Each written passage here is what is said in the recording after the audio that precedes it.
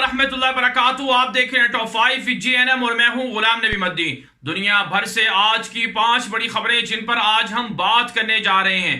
सबसे पहले बात कर लेते हैं सऊदी अरब पर होने वाले हालिया 10 ड्रोन हमलों के हवाले से।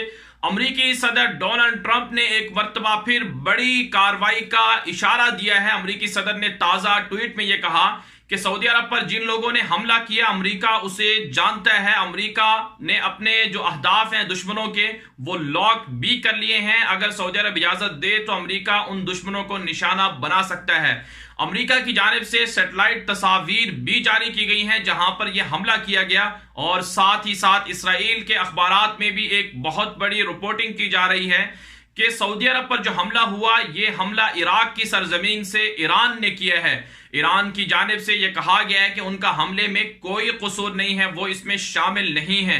अगर अमेरिका ने ईरान के खिलाफ कोई जारियत की तो इसका भरपूर जवाब दिया जाएगा। साथ ही साथ ईरान के सदर हसन रूहानी ने कहा कि 27 सितंबर को जो इजलास हो रहा है अक़वाम मुत्तहिदा का, उसकी साइड लाइन पर अमेरिकी सदर डोनाल्ड ट्रंप से ईरानी सदर हसन रूहानी मुलाकात नहीं करेंगे। इसके अलावा सऊदी अरब पर होने वाले हमले के बाद दुनिया में 1991 के बाद पहली मर्तबा पेट्रोल की किल्लत में इजाफा देखने में आ रहा है। पेट्रोल की किल्लत बढ़ रही है और साथ ही साथ 20% तक पेट्रोल महंगा होने का खदशा बढ़ चुका है और इससे आने वाले कई दिन मुतासिर हो। इसके अलावा अमेरिकी सदर डोनाल्ड ट्रंप ने पेट्रोल के जो एहतियाती ज़खायर थे उन्हें इस्तेमाल करने का भी हुक्म दे दिया है।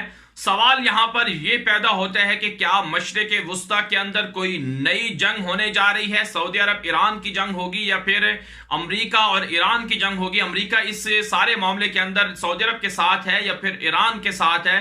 नाज़रीन किराम, अगर हक़ाइक़ का जायजा लिया जाए, पिछले 5 साल से कोशिश हो रही है कि सऊदी अरब को और ईरान को आपस में लड़ा दिया जाए, सऊदी अरब को तोड़ा जाए। ये जो सारी सूरत हाल इस वक्त आप देख रहे हैं मशरिक़ वुस्ता के अंदर जो कुछ हो रहा है, ये बिल्कुल उसी प्लान का हिस्सा है जो 9/11 के मौके पर इसराइल के यहूदियों ने बनाया था कि ग्रेटर इसराइल को कैसे आगे बढ़ाया जाए, गल्फ के ममालिक को कैसे तोड़ा जाए।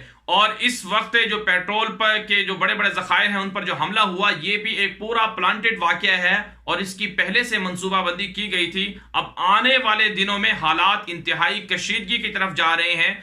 एक और मुल्क के खिलाफ बहुत बड़ी जंग हो सकती है और इसमें तबाही जो है वो मशरिक़ वुस्ता बिलखुसूस अरब ममालिक की होगी।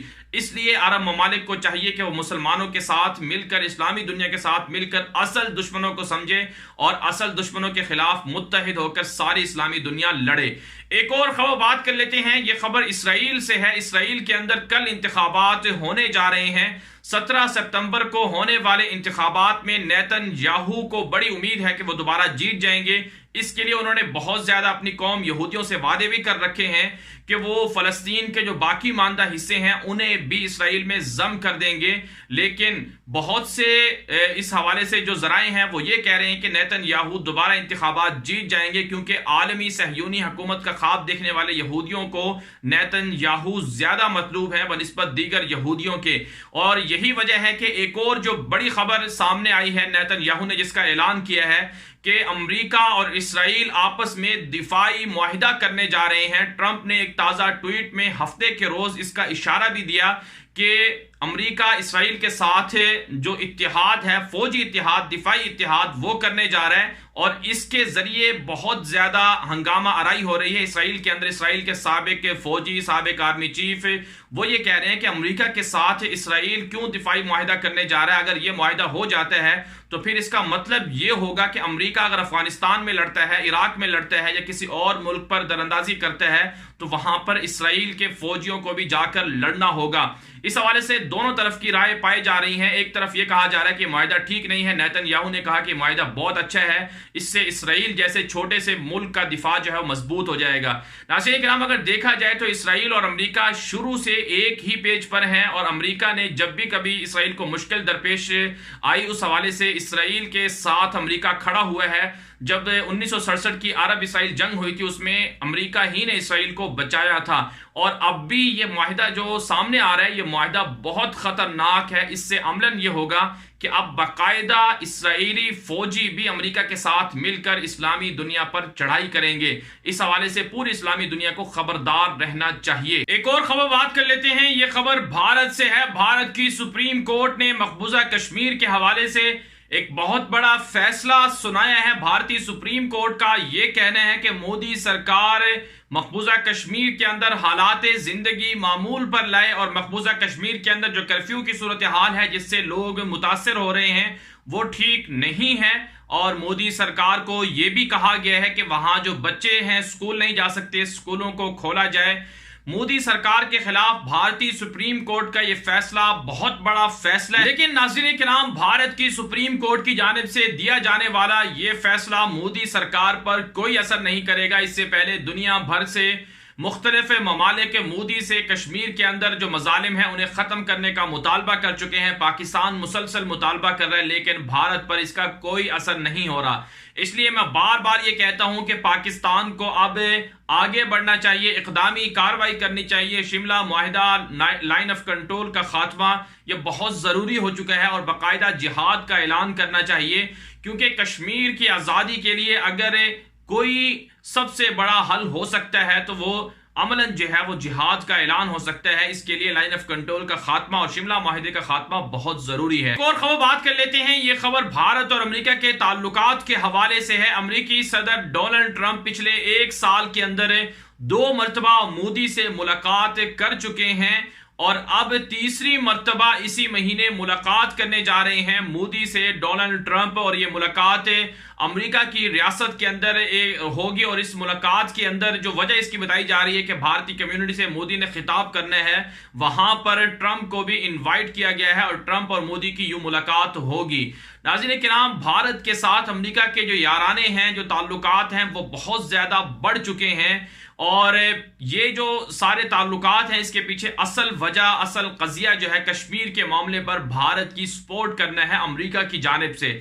यही वजह है कि एक और जो खबर सामने आ रही है कि भारत के फौजी अमेरिका पहुंचे हुए हैं, वाशिंगटन में अमेरिकी फौजियों से ट्रेनिंग लेने के लिए गए हुए हैं। बाकायदा इस जो ट्रेनिंग है इसका नाम दिया गया है कि आपस की बाहमी जंगी मशकें हैं जो मुख्तलिफ मुल्कों के दरमियान होती हैं। लेकिन जो अंदरूनी ज़राए हैं वो ये कहते हैं कि अमेरिका की जानिब से भारतीय फौजियों को ट्रेन किया जा रहा है ताकि जो उनमें कमी कुताही है वो दूर हो जाए और भारतीय फौज भी अपनी जो ट्रेनिंग है वो अमेरिकी फौजियों से इसलिए ले रही है ताकि पाकिस्तान के खिलाफ उन्हें किसी तरह से नाकामी का सामना ना करना पड़े। एक तरफ से भारत को अमेरिका हथियार फरोख्त कर रहा है और दूसरी तरफ से ट्रेनिंग दे रहा है, उनके फौजियों को ट्रेन कर रहा है और तीसरी तरफ से मोदी के साथ बार बार मुलाकातें हो रही हैं। और फिर साथ ही साथ अमेरिका बहादुर जो अफगानिस्तान के अंदर, इराक के अंदर, शाम के अंदर और मुख्तलिफ मुल्कों के अंदर जाकर घुस जाता है, वहां पर हमले कर देता है। लेकिन मोदी सरकार का जो कश्मीर के हवाले से फैसला है आर्टिकल 370 के खात्मे का, और वहां पर जो पिछले 45 दिनों से मुसलसल जो लोग अजियत में मुबतला हैं उसके बारे में कोई फैसला अमेरिका नहीं करता। इंसानी हकूक की तंजीमें भी खामोश हैं। इसी से समझ लेना चाहिए कि कुफरिया ताकतें, गैर मुस्लिम ताकतें मुसलमानों के खिलाफ किस कदर मुत्तहिद हैं। बावजूद ईसाई होकर हिंदू, ईसाई और यहूदी ये सब के सब जो है मुसलमानों के खिलाफ मुत्तहिद हैं। मुसलमानों को जाग जाना चाहिए, अपने फैसले खुद करने चाहिए और किसी पर कोई भरोसा नहीं करना चाहिए। एक और खबर बात कर लेते हैं, ये खबर शाम के मुताल्लिक है। शाम के हवाले से पिछले 11 सालों से ये जंग चल रही है।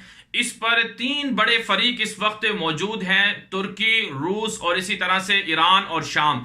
शाम के बशार अल असद जो वहां के डिक्टेटर हैं जिन्होंने 10 लाख से ज्यादा लोगों को कत्ल करवाया, ईरान के बशार अल असद के साथ बहुत अच्छे ताल्लुकात हैं। रूस ने भी बशार अल असद को बचाने में बड़ा किरदार अदा किया है। तुर्की शाम के अंदर इसलिए दाखिल है ताकि तुर्की से मुल्हिका जो शाम के इलाके हैं वहां से कुर्द बागी तुर्की पर हमला ना करें। आज एक बहुत बड़ी मीटिंग हुई है अंकारा के अंदर, तुर्की और रूस और इसी तरह से जो ईरान है, इन तीनों के जो सरबराह हैं यानी तैयब एर्दोगान, हसन रूहानी और प्यूटन, इनके दरमियान अहम मुलाकात हुई है और इस मुलाकात में शाम के मुस्तकबिल के हवाले से गौर व फिक्र किया गया है। रूस की जानिब से पहले ही ऐलान कर दिया गया है कि शाम की जंग खत्म हो चुकी है, वहां पर रूस ने भी अपने अहदाफ को हासिल कर लिया है। नाज़रीन किराम, अगर शाम के मुस्तकबिल के हवाले से गौर व फिक्र किया जाए तो शाम की तकसीम का मामला इस वक्त बहुत बड़ा इशू बना हुआ है। इसराइल भी अमलन शाम के अंदर दाखिल हो चुका है, इसराइल भी एक फरीक के तौर पर सामने आ रहा है। तुर्की अपनी सरहदों से मुल्हिका इलाकों को कवर करना चाहता है, उन्हें सेव करना चाहता है, और वहां पर जो मुहाजिरीन तुर्की के अंदर है शाम के, उन्हें वापस भेजना चाहता है, इसलिए तुर्की वहां पर इन्वॉल्व है। लेकिन रूस और ईरान ने वहां पर अपने बहुत बड़े जो मफादात हैं उन्हें हासिल भी किया है। वहां की ज़मीनें खरीदी हैं ईरान ने, और इसी तरह से रूस ने वहां पर फौजी अड्डे भी कायम किए हैं। शाम के साथ जो मामला हुआ और इसके जो मुस्तकबिल के हवाले से, अमन अमान के हवाले से अगर देखा जाए तो मुस्तकबिल में कोई ऐसी तवक्को नहीं है कि वहां पर अमन अमान कायम हो जाएगा, बल्कि खाना जंगी मजीद वहां पर अभी होगी, और इससे जो नुकसान है वो तुर्की को यकीनन होगा। लेकिन साथ ही साथ इसमें जो इंतहाई शर्म की बात है, अफसोस की बात है, वो ये है कि उम्मत मुस्लिमा ने शाम जैसे जहां पर अंबिया किराम नाजिल हुए, अंबिया की सरजमीन जिसे कहा जाता है, उसे खो दिया है। लाखों लोग, इस वक्त भी तकरीबन 60 से 70 लाख लोग हिजरत करके बाहर जिंदगी गुजार रहे हैं शाम से, और 15 लाख से जायद लोग शाम के अंदर पिछले 8-9 सालों के अंदर जो है वो मार दिए गए हैं। तो इसकी जिम्मेदारी किस पर आयद होती है? उम्मत मुस्लिमा से। क्या क़यामत के दिन अल्लाह ताला इस बारे में सवाल नहीं करेंगे? इसलिए हर मुसलमान को सोचना चाहिए कि शाम के अंदर मुसलमानों पर क्या मजालिम ढाए जा रहे हैं। बहरहाल ये थी आज की 5 खबरें। इजाजत दीजिए, अल्लाह हाफिज।